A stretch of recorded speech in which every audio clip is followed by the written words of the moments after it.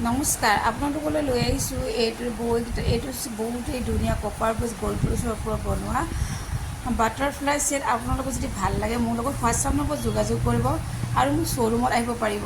মোৰ শ্ব'ৰুমটো আছে Guwahati 6 mile VIP road আৰু পুষ্পচিমাতৰ অপজিটতে আছে মনালিছা আছামিজ ট্ৰেডিশ্যনেল জুৱেলাৰী নামে।